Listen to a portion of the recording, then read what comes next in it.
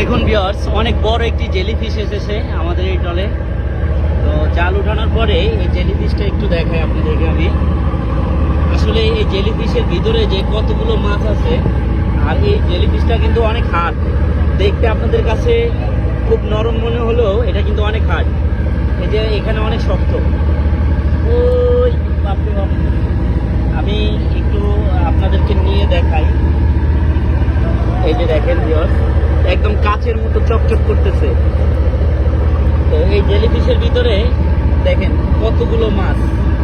এই যে এখান থেকে আমি আরো বের করে দেখাই আপনাদেরকে। এই যে দেখেন ভিউয়ার্স, অনেক মাছ, অনেক। এই যে দেখেন,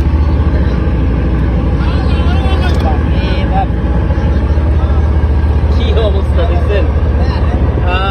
মনে হচ্ছে খায়া ফেলাই। আসলে এগুলো এভাবে খাওয়া যায় না।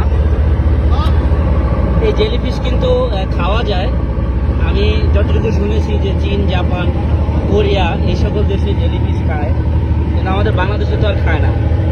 এগুলোর খাওয়ার প্রক্রিয়া কিন্তু ভিন্ন। কিন্তু এই যে দেখুন, অনেক চাপিলা মাছ, এটার ভিতর থেকে আরও মাছ বের হবে। এই যে দেখুন, শুধু বের হচ্ছে। আর এগুলো হচ্ছে এই জেলিফিশের নাড়ি বড়ি। এই যে নাড়ি বড়ি দেখুন আছে।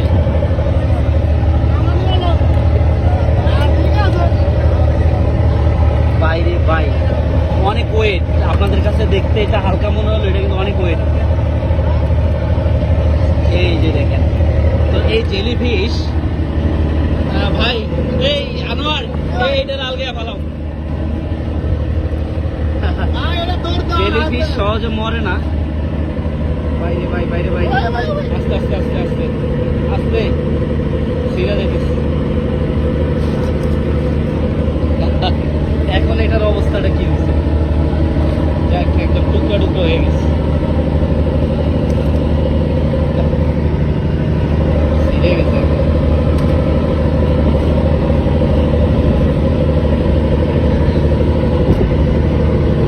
আমার হাত কিন্তু চুলকাইতেছে। এই যে দেখুন, আমার হাতে কিন্তু জেলিফিশের লালাগুলো লেগে আছে। তো এই মাছগুলো সম্পূর্ণ আমরা এই জেলিফিশ থেকে বের করলাম, আপনারা দেখতে পারলেন। এই যে জেলিফিশের এক টুকরো এখনো রয়ে গেছে। কতগুলো মাছ বের করছি দেখছেন?